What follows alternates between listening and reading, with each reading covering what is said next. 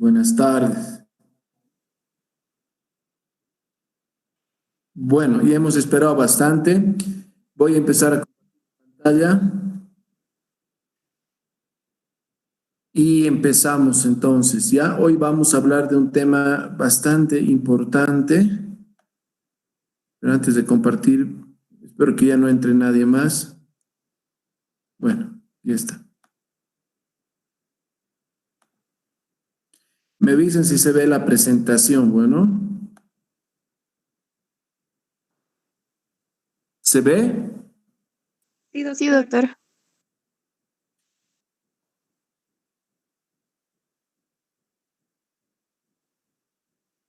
Bueno, ya no entra nadie más. Vamos a hablar de insuficiencia renal aguda, que ha cambiado la denominación, les voy a decir por qué, a injuria renal aguda, que es lo que ustedes tienen que manejar a partir de ahora, ¿ya?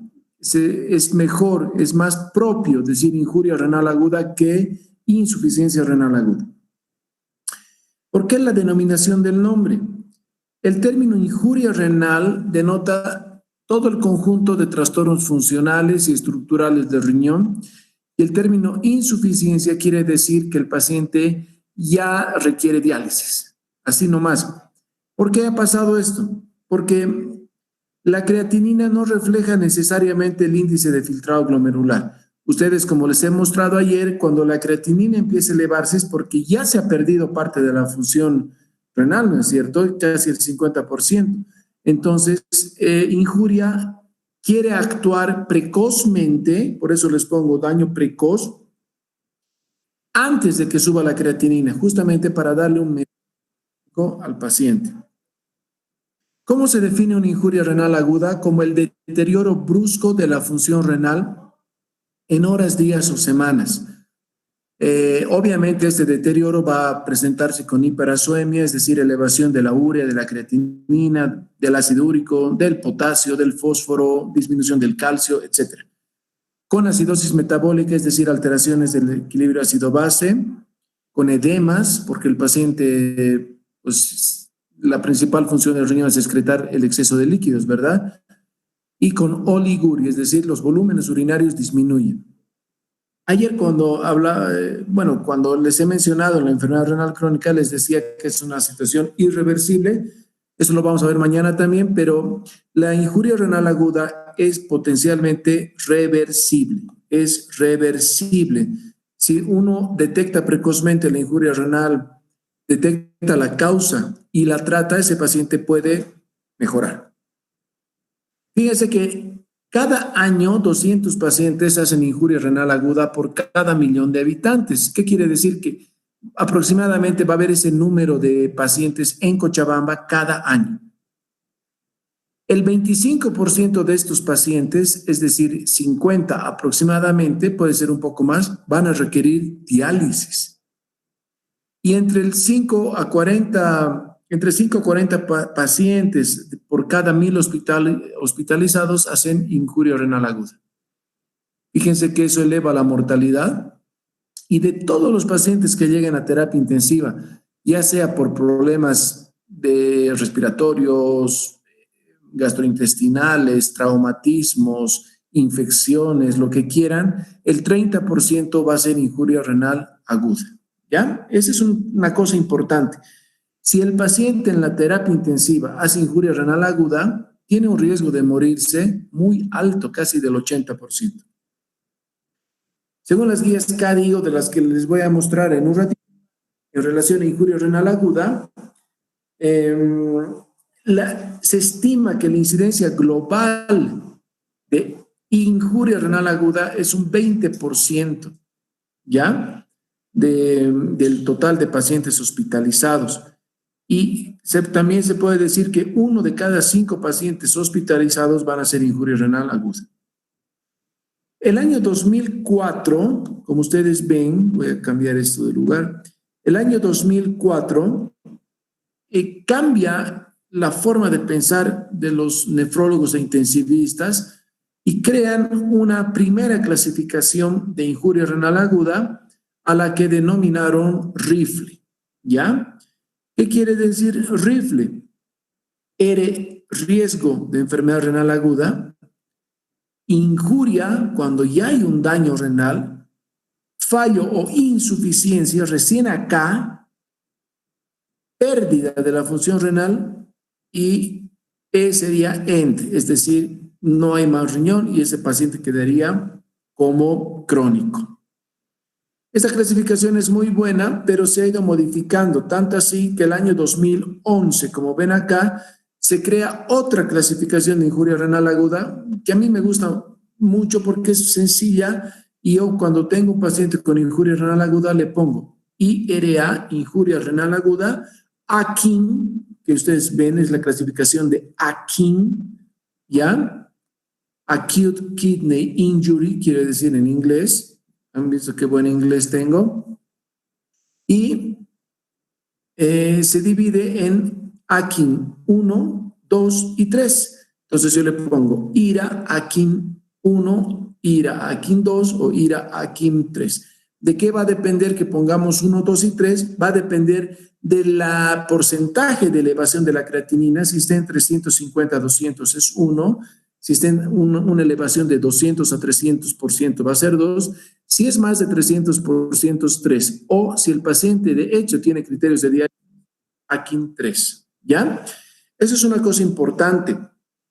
También si tuviéramos una creatinina basal del paciente o una creatinina reciente, por ejemplo, el paciente es varón grande, buena masa muscular y mantiene una creatinina de 1.4 y llega al hospital a terapia intensiva por un politraumatismo, se chocó en su auto, tiene una fractura de fémur y lo tienen que operar y su creatinina al día siguiente está en 1.7. Como ha subido 0.3, es AKIN 1.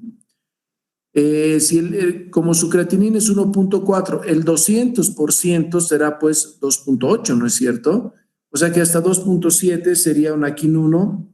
Si es más, hasta 300%, que sería un 3, estaría en 2 aproximadamente, y luego un 3. Esa es la clasificación de KDIGO para la injuria renal aguda. Es más moderna, se ha hecho en el 2012 y ahorita está vigente, por si acaso, ¿ya? Estas serían las recomendaciones o las definiciones de las guías KDIGO. ¿Qué quiere decir KDIGO? En inglés, otra vez, Kidney Disease General Outcomes, quiere decir Global Outcomes, mejorías globales en injuria renal aguda, ¿ya? Esto lo hace la Sociedad Internacional de Nefrología. Entonces, la injuria renal aguda, aquí está en inglés, se define como incremento de más de 0.3 miligramos en la creatinina, o cuando se incrementa la creatinina en 1.5 veces más de la creatinina basal, por eso siempre es importante tener una creatinina basal, o cuando el volumen urinario disminuye a 0.5 ml kilo peso hora o menos por 6 horas. Quiero que me entiendan bien, y aquí hay una cuestión bien importante que les va a servir cuando ustedes lleguen al internado y empiecen a hacer sus balances hídricos. Es decir, cuánto ha ingresado en el paciente, cuánto eliminado, ¿ya? Eso ya lo van a revisar, otro día lo podemos hablar conmigo también, pero lo que quiero decirles es que el volumen urinario normal en cualquier persona es de 1 a 2 ml por hora. ¿Me entienden? Kilo peso hora. Por ejemplo, una persona de 80 kilogramos debería orinar 80 a 160 ml por hora, cada hora. Eso es normal, ¿ya? Si un paciente orina menos de 0.5 ml, ese riñón no está funcionando. Creo que eso es obvio, pero es importante que aquí les explique de esta manera. Bueno, según los criterios que han visto, la clasificación KDIGO, aquí dice Clinical Practice Guideline, son las guías prácticas de KDIGO, ¿ya? Dividen también a la injuria renal aguda, es muy parecido al AKIN, ¿ya? Pero aquí, en estadio 1, estadio 2 y estadio 3, de acuerdo a lo que les he dicho. Muy bien. Para entrar en contexto, y una vez que sabemos las definiciones, les voy a mostrar un caso clínico. A ver, atentos, por favor. Es una paciente femenino, 60 años. O sea que es una paciente que todavía está en una buena etapa de su vida. Es operada, le hacen una cirugía grande, por eso le he puesto un ejemplo de una cirugía cardíaca, que es una cirugía grande, que requiere anestesia general y además requiere de circulación extracorpórea. Entonces, esta paciente está conectada a circulación extracorpórea 2 horas. La creatinina en preoperatorio, siempre hay que hacer una creatinina preoperatoria, es de 0.8. Perfecto, hasta ahí bien. El primer día posoperatorio sube a 1.7.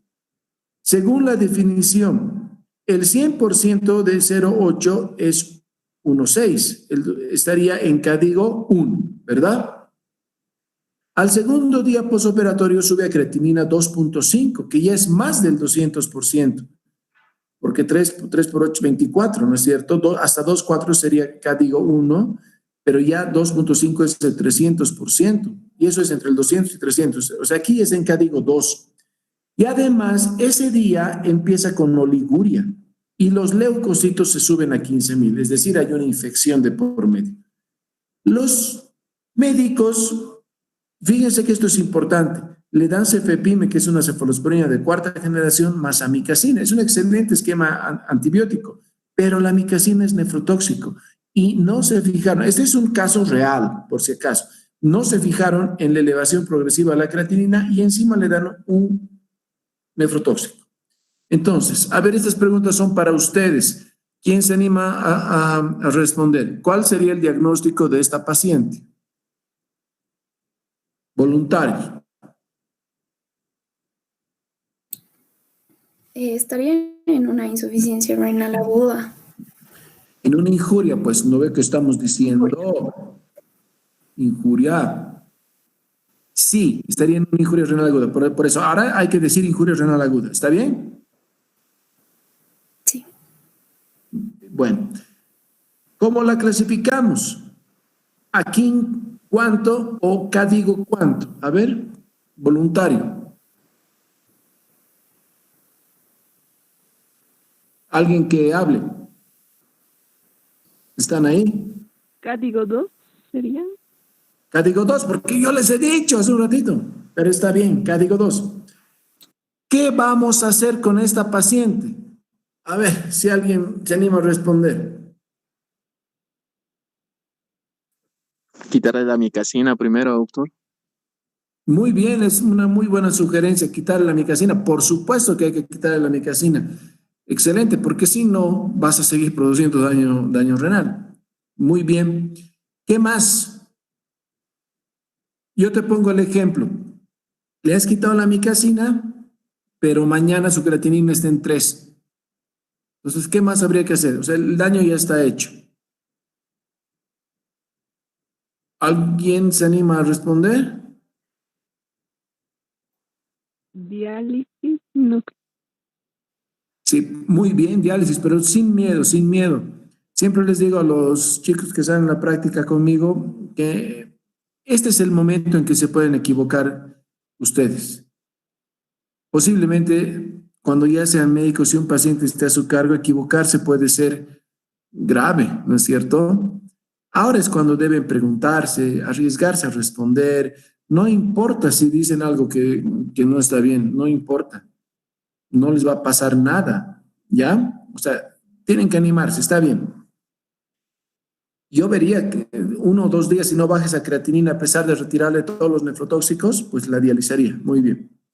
Entonces, esto es lo que hicimos. Suspendimos nefrotóxicos, mejoramos la perfusión renal, es decir, le dimos más líquido, monitorizamos la función renal, creatinina y electrolitos y urea diarios, y si dijimos, si no mejora la función renal, hemodiálisis.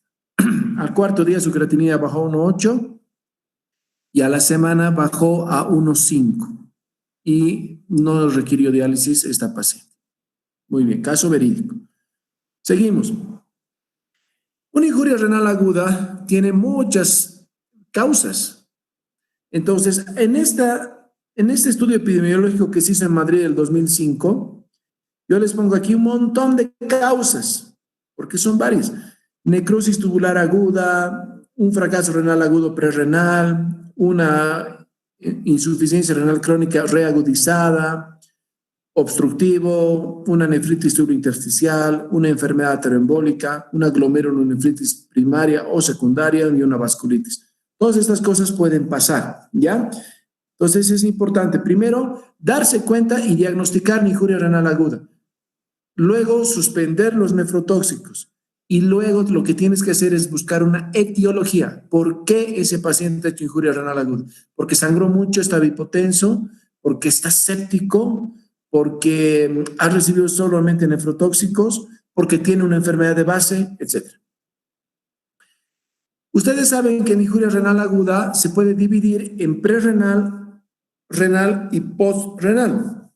Entonces vamos a hablar de las causas prerrenales. Primero, cuando decimos prerrenal nos referimos a que el volumen plasmático disminuye. ¿Y esto por qué puede ser? Porque se pierde el volumen o porque el paciente no tiene un corazón bueno que no puede bombear ese volumen o porque tiene una sepsis o porque tiene otra enfermedad crónica. Puede haber una necrosis tubular aguda que puede ser isquémica, que es cuando una depresión de volumen se ha perpetuado en el tiempo y no la has corregido, o puede haber nefrotóxicos de por medio, o puede ser otra causa. La nefritis intersticial aguda, que es como una especie de reacción alérgica fuerte en el intersticio del riñón, intersticio túbulo del riñón, puede ser causada por antibióticos, betalactámicos, el omeprazol y otras cosas. Entonces hay que buscar la causa. Y también hay que hacerse estas preguntas. ¿Cuánto tiempo que se elevaron los azoados? ¿Tiene enfermedad renal crónica previa? No es lo mismo que un paciente joven, 25 años, accidente, vaya a la terapia y su creatinina de 1,5 suba a 2 y luego mejore, que un paciente diabético, 70 años, con 15 años de diabetes, que su creatinina ya es de 2 basal y que se le ha subido a 4, ¿no? No es lo mismo, son otros escenarios, ¿ya? Pueden ser que haya sido papá e hijo, que hayan estado en el mismo automóvil, se hayan chocado y tengan las mismas lesiones, pero el contexto es diferente. Ha habido hipotensión, ha habido sangrado en la cirugía o durante la operación presentó hipotensión. La anestesia siempre provoca hipotensión, no se olviden. Hay datos de infección grave, es un choque. Choque quiere decir shock. En inglés shock, en español choque. ¿Ya? Por eso a los que apellidan choque yo les digo shock. Era un chiste. ¿Has recibido fármacos nefrotóxicos? ¿Hay datos de enfermedad hepática? ¿Hay datos de enfermedad glomerular? ¿O hay sospecha de uropatía obstructiva? Todo esto tiene que estar en nuestra cabeza. Aquí les tengo unos artículos bastante interesantes, ¿ya? Donde estos autores nos dicen esto. Este es un modelo de puntaje de riesgo que integra las comorbilidades crónicas y los eventos agudos en la admisión a UCI. Pueden identificar los pacientes con algo riesgo de desarrollar FRA, fracaso renal agudo o injuria renal aguda.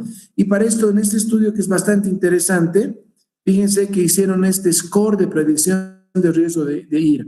Los pacientes ¿qué pacientes pueden hacer más complicaciones por la injuria renal aguda?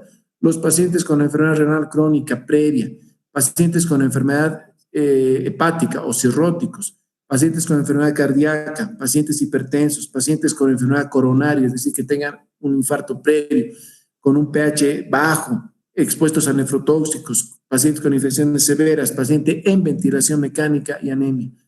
Ustedes se fijan con la pandemia que estamos viviendo actualmente, muchos pacientes diabéticos con infartos previos, que han recibido nefrotóxicos, que están en ventilación mecánica y además tienen el factor agregado del COVID-19, van a ser injuria renal aguda. ¿No es cierto? Cuando el paciente tiene varios puntos de estos más, entonces tiene un valor predictivo positivo, es decir, la posibilidad de desarrollar una injuria renal es del 32%. ¿Ya? Muy bien.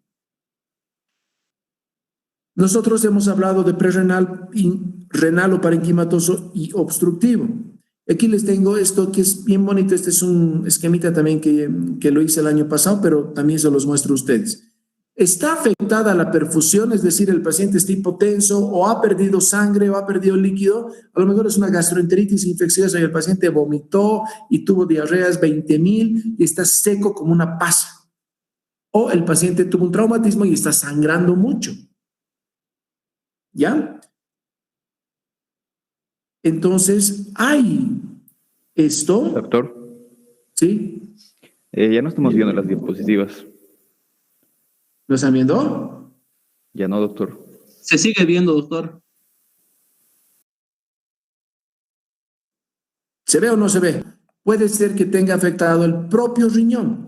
Cuando está afectado el propio riñón, puede ser un daño tubular, intersticial, glomerular o vascular. Bueno, esto que están viendo acá.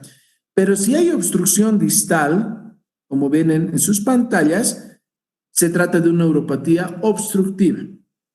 Este esquema con estas figuritas no se olviden nunca.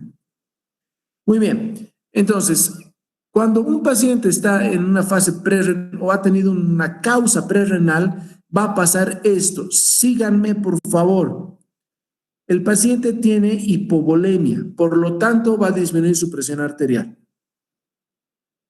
Todo organismo va a responder a esa hipovolemia activando el sistema nervioso simpático, es decir, los vasos, las arterias sobre todo tienen una inervación simpática y cuando se activa provoca vasoconstricción.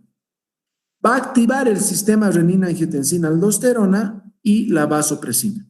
Además, no se olviden que para que suceda la activación del sistema nervioso simpático tiene que haber liberación de adrenalina y noradrenalina. ¿Ya? Eso pasa acá. Cuando pasa eso, el objetivo del organismo que nuestro propio organismo nos cuida, será mantener una buena perfusión cardíaca cerebral, vasodilatar la arteriola aferente, pero vasoconstreñir la arteriola eferente, cosa de que la filtración glomerular se mantenga y estimular la sed para que el paciente retenga agua. ¿Me entienden? Muy bien. Si esto se ha cumplido, lo que va a resultar es una buena filtración glomerular y esto se podría decir que son los mecanismos protectores del riñón. Hasta ahí estamos bien. ¿Qué va a pasar? ¿Qué va a pasar si nosotros no, o el paciente no tiene una buena respuesta compensadora? El resultado va a ser que ese paciente no va a tener una buena filtración glomerular y por lo tanto va a ser una injuria renal aguda. Esto se ha denominado lesión subletal o lesión letal. Es grave esta situación. Muy bien. Esto quiero que me entiendan. Esta es una diapositiva de un daño, de una injuria renal aguda, una necrosis tubular aguda en un paciente. Fíjense que estos son los túbulos. Fíjense que este es un túbulo muy bonito, pero acá esta célula se ha desprendido de su... Aquí hay otra que se está desprendiendo. Y acá tienen un túbulo donde todas las celulitas se han desprendido. Esto se llama necrosis tubular aguda, ¿ya? Y obviamente la pregunta para ustedes es, a ver si alguien voluntario que me responda, cuando mueren las células del túbulo, los túbulos renales, de la nefrona, ¿estos se regeneran? Es la pregunta. Voluntario. ¿Alguien que os responda? No, doctor. ¿Alguien más? Sí, doctor, tienen la posibilidad de regeneración. Muy bien, una tercera participación.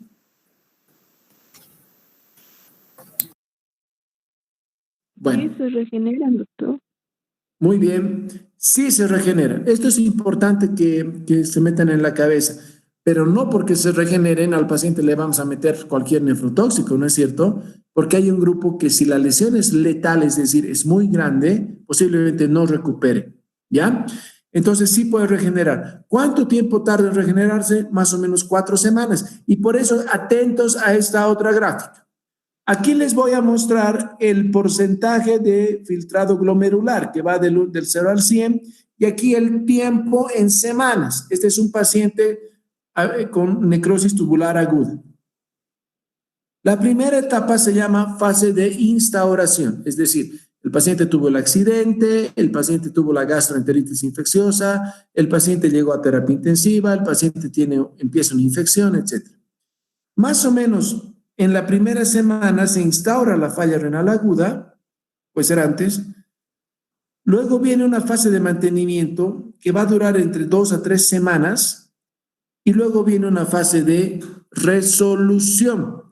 Esta es la historia natural de una injuria renal aguda. Sin embargo, cuando se instaura la fase inicial, se llama fase oligúrica porque el paciente tiene oliguria, está mal, ese riñón no está funcionando.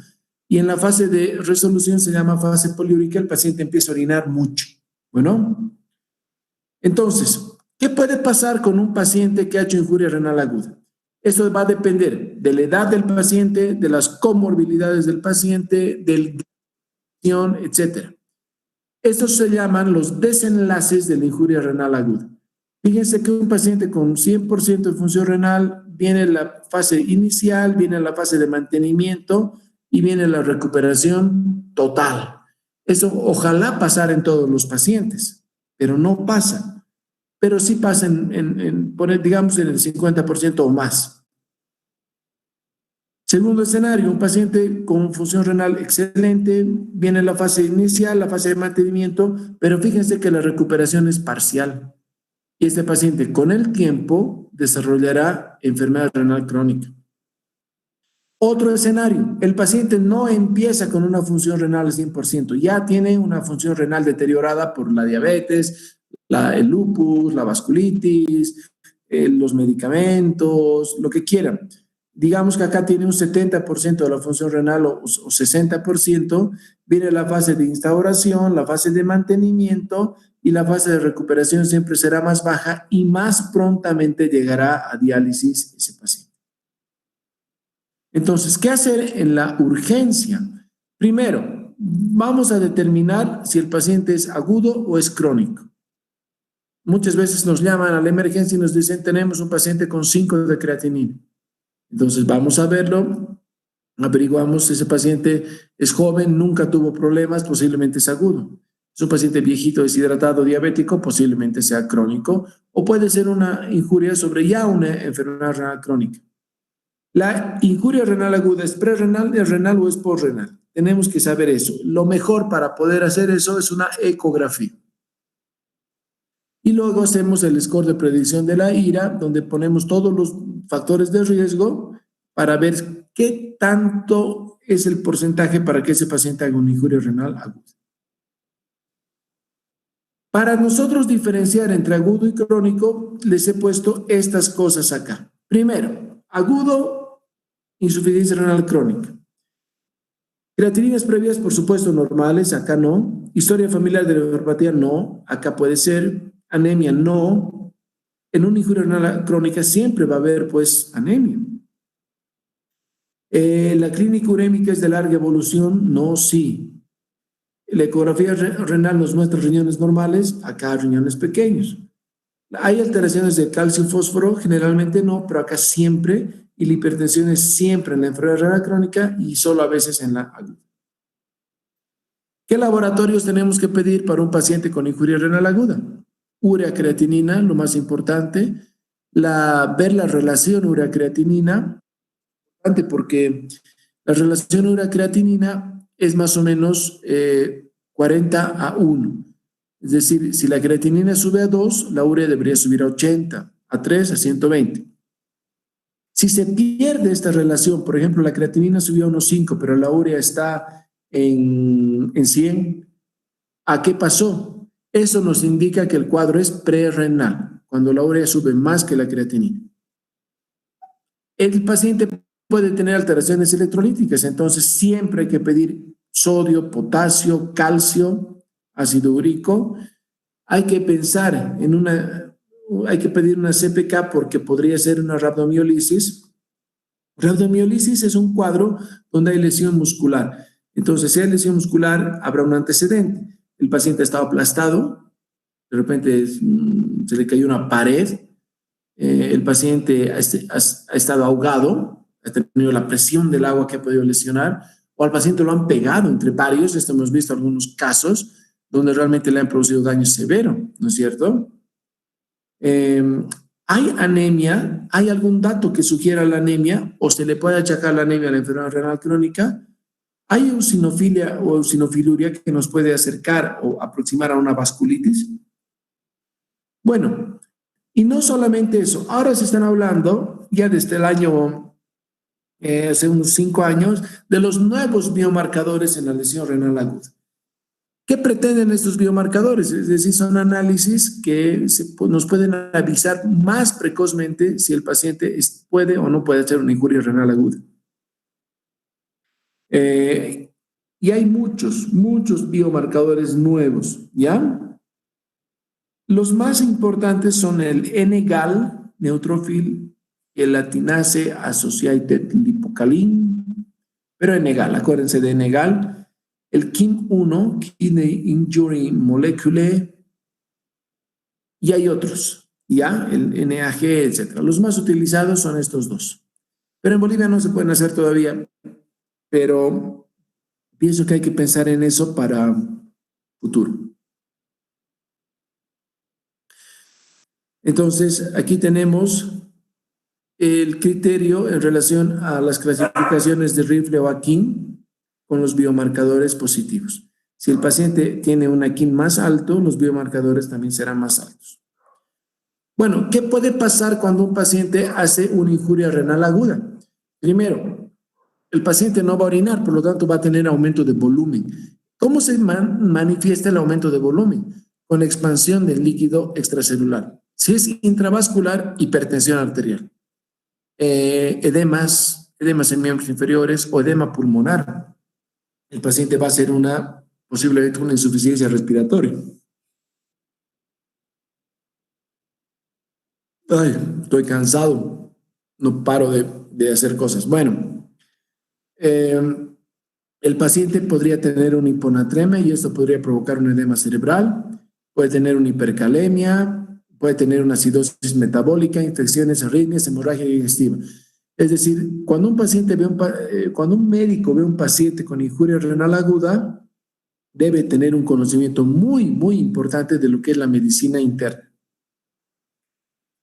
¿Qué hay que hacer? Primero, disminuir la lesión tisular. Obviamente, suspender nefrotóxicos, que ya les voy a poner una listita en un ratito.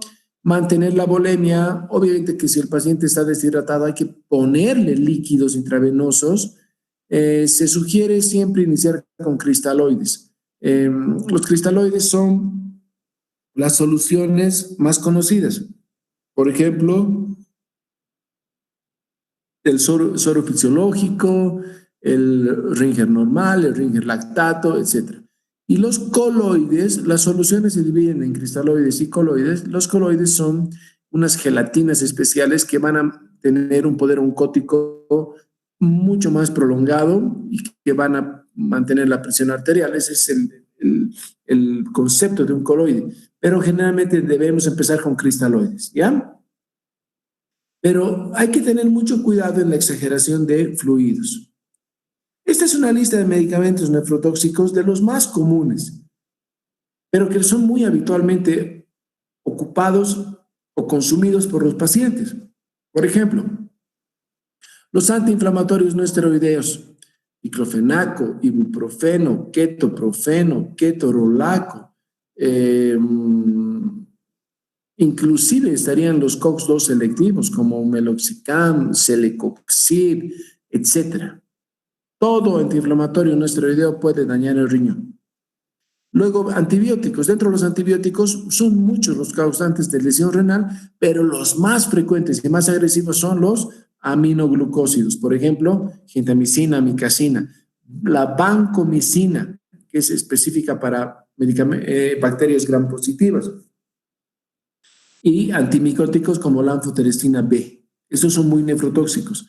Otro medicamento que puede empeorar la función renal es el omeprazol. Entonces hay que tener cuidado. Yo en pacientes con injuria renal prefiero darle ranitidina, un bloqueante H2, que omeprazol, y obviamente los contrastes radiológicos. Siempre me acuerdo del papá de un colega médico que tenía 2 de creatinina, el paciente tenía dolor y había recibido diclofenaco intramuscular, le habían puesto ketorol intravenoso, ibuprofeno, no le calmaba el dolor y le pusieron otros, el famoso Travit, que es fenilbutazona, otro AINE, y le daban y un día dejó de orinar. Y encima viene un colega y no sé con qué criterio dice, pucha, como no orina, le haremos una urografía intravenosa. Y encima de que ya no estaba orinando, le chantan contraste radiológico iodado. Ese paciente nunca más orinó, así nomás. Bueno, debemos mantener una perfusión renal eficaz. Si la presión arterial es baja, posiblemente haya que utilizar fármacos vasoactivos, como noradrenalina, por ejemplo. Y hay que ver si la función cardíaca es adecuada. Nunca se olvide que un corazón malo va a provocar un riñón malo. Si es un corazón agudo, por ejemplo, un chico joven con una infección aguda del corazón, una miocarditis o un infarto, este va a provocar una injuria renal aguda, ¿ya? Si el paciente se encuentra en mal estado, debe ser internado en UTI. Prescindir de diuréticos de ASA, es decir, de furosemida, mientras no se trate la deshidratación. Y esto es una cosa muy importante. Lo que vemos en los servicios de emergencia es que viene el factor reacción. El paciente llega seco como una momia. Y el médico pregunta, ¿está orinando? Doctor, 12 horas que no ha orinado nada. ¡Pam! Furosemida. Lo estás destrozando, pues, ese paciente. ¿Ya? Eso hay que tener cuidado. Primero habrá, pues, que corregir la deshidratación y ver si el paciente orina espontáneamente. Bueno, si un paciente está con algunas horas de oliguria y está bien hidratado, se puede hacer la prueba de estrés de furosemida, es decir, se le administra 1 miligramo kilo peso de furosemida y se ve si hay o no hay respuesta. Si no hay respuesta, diálisis. Muy bien. Se deben evitar todo lo que hemos dicho, nefrotóxicos, más IECAS, más ARA2, ya sobre todo en pacientes diabéticos. Un balance positivo de líquidos es un factor importante asociado con el incremento de la mortalidad y la evolución entre los pacientes con reemplazo renal temprano fue mejor durante su estadía en UCI. ¿Qué quiere decir? Que si el paciente llega deshidratado, hay que reponerle volumen. Estamos de acuerdo, perfecto. Pero si el paciente no orina, ya no le tienes que poner tanto líquido, porque si no pasa esto, fíjense. Esta es una paciente verídica que me llamaron para que yo haga la valoración y cuando llego era una paciente totalmente edematizada, pero tú le presionabas acá o le presionabas la pierna y se entraba más de 1 centímetro tu dedo. Tremenda. Anasarca se llama cuando el edema es en todo lado. Y obviamente a esta paciente le pusimos un catéter de diálisis y le hemos dializado y mejoró, pero tuvo que hacerse diálisis, ¿no es cierto?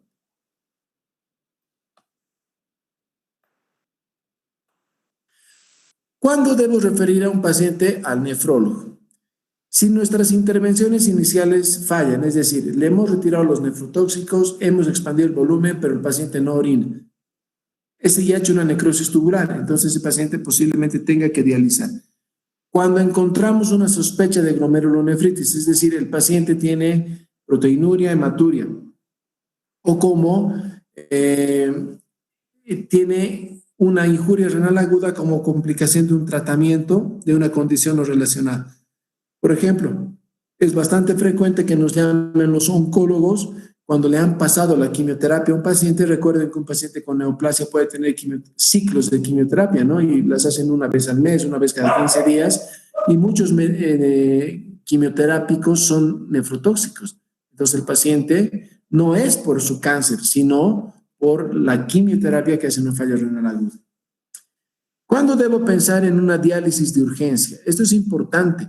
No se olviden que hacer una diálisis no es como decir haremos una ecografía.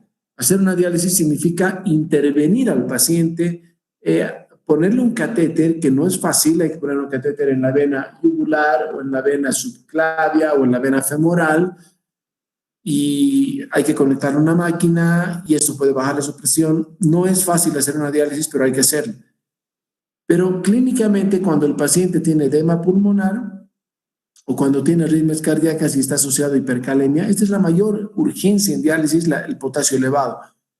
Cuando tiene signos de uremia, es decir, pericarditis urémica o encefalopatía, es decir, el paciente está somnoliento, luego estará somnoliento, sí, estuporoso, o el paciente está en coma, no responde. Esto puede ser por uremia. Cuando el paciente tenga una acidosis metabólica severa o cuando el paciente tenga una hipervolemia marcada. En esos casos debemos hacer diálisis de urgencia. Si nosotros esperamos y esperamos y esperamos, ese paciente tiene más riesgo de morirse. Estas son indicaciones de diálisis laboratoriales. Siempre le pongo acá que es solo referencia porque es más importante la situación clínica del paciente que un papel, que un resultado en un laboratorio. Sin embargo, por supuesto que nos sirven los laboratorios, si no, no los pediríamos. Creatinina mayor a 7, nitrógeno ureico sanguíneo a 100, o sea, si queremos que sea urea por 2.14, hiperpotasemia mayor a 6, hiponatremia menor a 120, un pH acidótico de 7,2 o un bicarbonato que confirma una acidosis metabólica menor a 15. Bueno, voy a dejar de compartir.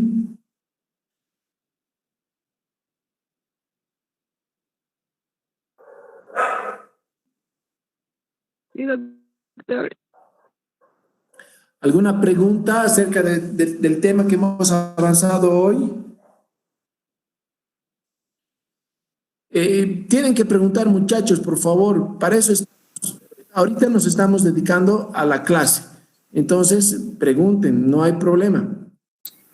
Doctor, yo tengo una pregunta. En un paciente con hipercalemia e injuria renal aguda, ¿qué seguiríamos? ¿Qué haríamos? Sí. Si la hipercalemia es muy severa, lo primero que hay que hacer es medicar al paciente. Tienes que darle algo que evite la arritmia en el paciente, la arritmia cardíaca, que es lo que lo va a matar. En ese caso tienes que poner gluconato de calcio, ¿ya? Luego puedes ponerle medicación que redistribuye el potasio, es decir, meter el potasio dentro de la célula, y con eso puedes utilizar bicarbonato de sodio, puedes utilizar dextrosa con insulina, puedes utilizar un beta-2 agonista como el salbutamol en nebulizaciones, etc. O tienes que hacer que el potasio se elimine del cuerpo. ¿Cómo? Con diuréticos para que el paciente orine, o en último caso con enemas para provocarle diarrea y por ahí pierda potasio. Pero si el potasio es muy alto y está en el contexto de una injuria renal aguda, es mejor dializarlo. No hay mejor tratamiento para la hipercalemia que la diálisis. ¿Alguna otra pregunta? Gracias.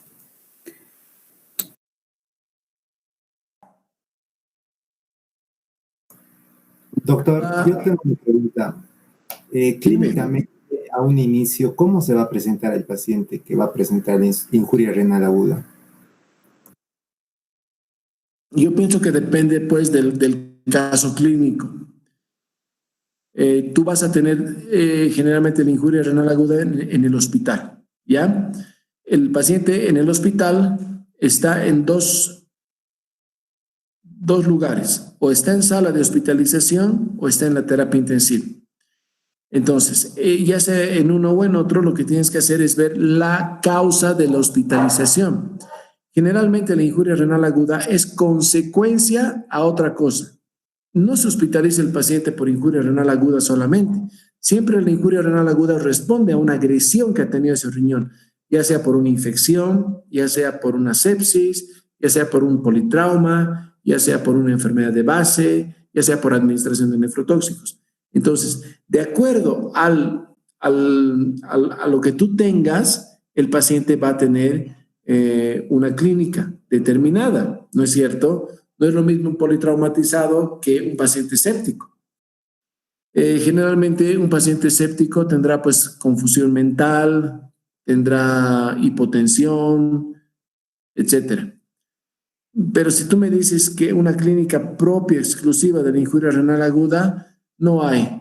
De repente, cuando ya está avanzado el cuadro, pues edemas, ¿no? Pero eso es lo que tienes que pensar, que nosotros no debemos actuar porque soy nefrólogo, solo voy a ver el riñón, o porque soy neurólogo, solo voy a ver el cerebro. Todo paciente tiene que ser evaluado integralmente. Por eso estudiamos pues medicina general y luego nos especializamos. Pero haber respondido tu pregunta. Gracias, doctor. ¿Alguien más quiere preguntar? Aprovechen que no les voy a reñir.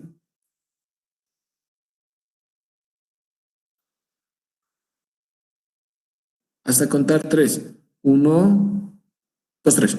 Muy bien. Voy a dejar de grabar en este momento y terminamos la clase.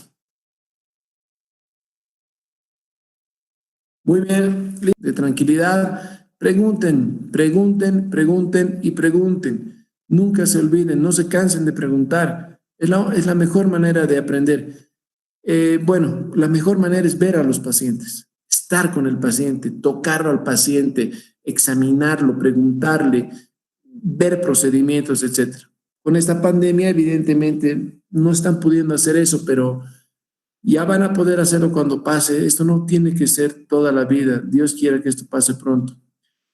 Bueno, muchachos, mañana hablaríamos de enfermedad renal crónica, de la clasificación, de los síntomas. Les repito que pasado mañana hablamos de diálisis, hemodiálisis y diálisis peritoneal, y el viernes acabamos con trasplante renal conmigo. A partir del día lunes me daría, no sé si es el doctor Gutiérrez o la doctora Vilés, pero yo les voy a comunicar el viernes. Bueno, eso sería, estudiantes, pórtense bien, estudien mucho y pidan a Diosito que esto acabe pronto. Eso sería todo. Nos vemos mañana a las 2:30 de la tarde. Chao. Muchas gracias.